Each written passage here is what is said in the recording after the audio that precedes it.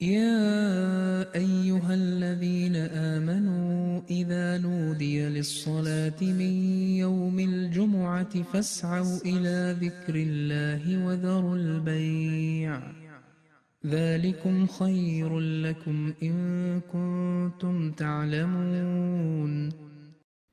நம்பிக்கை கொண்டோரே, வெள்ளிக்கிழமை தொழுகைக்காக அழைக்கப்பட்டால் அல்லாஹுவை நினைப்பதற்கு விரையுங்கள், வியாபாரத்தை விட்டுவிடுங்கள். நீங்கள் அறிந்தால் இதுவே உங்களுக்கு நல்லது. فإذا قضيت الصلاة فانتشروا في الأرض وابتغوا من فضل الله واذكروا الله كثيرا لعلكم تفلحون. தொழுகை முடிக்கப்பட்டதும் பூமியில் அலைந்து அல்லாஹுவின் அருளை தேடுங்கள், அல்லாஹுவை அதிகம் நினையுங்கள், நீங்கள் வெற்றி பெறுவீர்கள்.